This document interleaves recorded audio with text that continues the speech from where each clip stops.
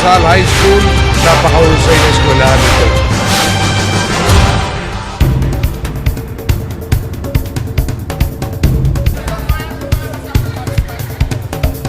Pinagandaan namin to sa IELTS skills namin. Then, prepare na kami for incoming this Saturday. Then, nag-prepare kami una hanggang maliit, hanggang papalaki na routine. Siyempre, start muna kami sa pinakamahirap hanggang sa maliit. Yan. Yes. Gaano katagal ang yung practice? Umabot kami ng 8 months. Paghahanda. Ang tagal! Yes, that's true. Why 8 months? 8 months.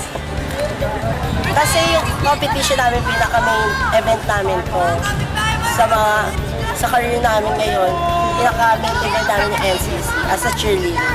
Yes. May mga sinalayin pa ba kayong competitions aside from that? Aside from nationals, ngayon this year wala naman kasi hindi masyado nagkaroon ng competition about cheerleading. What did past months? Past months, last year, Yes. sumali kami Batang Pasig. Yep. And we won there and we are the champion. Batang Pasig. Kailan nangyari yun? Last November 17.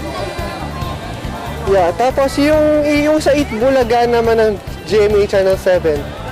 Sa Itbulaga naman, biglaan lang kasi yun. Kala namin production number pero competition pa rin sasalihan na. Yes. And you are the champ, ano? And we will be on semifinals ng Itbulaga. Semifinals. Kailan? Ano pa siya, to be announced pa ng Itbulaga. Kasi matagal pa yung semifinal. Hindi ano yung round na sinalihan niyo nung October sa Bulaga? Ano pa lang yon, qualifiers ng mga high school. Qualifiers. So, anong year level ka na? Ng third year. Third year. Ako kasi, Siyempre, hindi naman kami pumipilit na mga estudyante gusto sumali sa amin. Nasa puso naman nila kung gusto nilang sumali as cheerleader dito sa school namin. Saka buo sila, ang loob nila para sumali dito at committed lalo sila. sino yun? Kami naman. Si Isay ko. Doon, si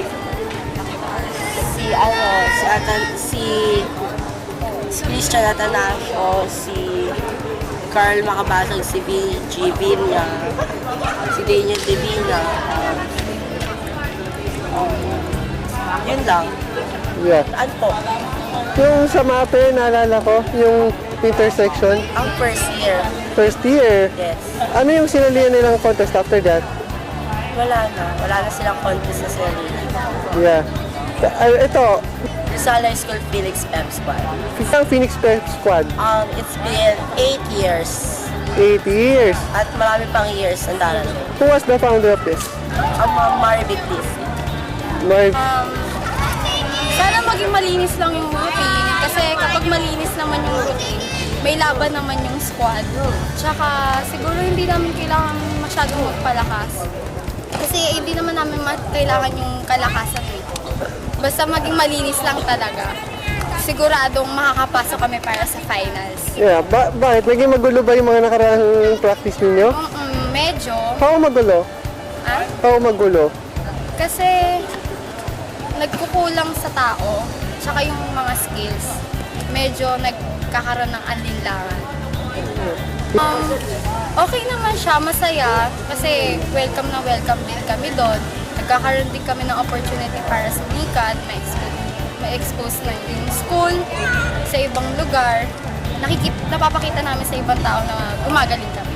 After this NCC, ano yung susunod na sasalihan yung competition? Wala na, kasi yun na yung pinaka-last. Kung nakasali kami ng qualifiers, makapasok kami ng final sa March, tapos na.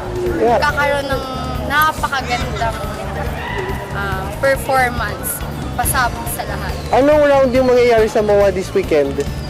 Ano ba? Round? Anong round? Yung elimination, final, qualifiers. Paano yung way ng elimination? Kung 10 yung lalaban para sa qualifiers, Siguro, sa champion. 5 lang yung kukunin, plus the champion, kaya 6. Finals naman, ang finals, dun mo na makakalaban yung by region. Buong Pilipinas na yung kakalaban. When? Wala pa siyang exactly, pero March siya. Chiki Beth Cruz. From section? 417 Hebrew. Hebrew. Yeah. Ano magagawin? Ito po. Charles from J5. 3-5. Charitable. Apo. Wow! Ay, Patrick ko. Comment ko para sa change ko lang sa amin kasi sa Saturday na yung laban namin, Feb 2, MOA, Mall of Tisha Ali. Mall of Tisha lang. Kasi since first year pa ako dito, so ngayon third year na ako. 3 years na ako dito. Yun. Dati di ako marunong. Ngayon, nag-excel na ako dun sa ginusto kong larangan.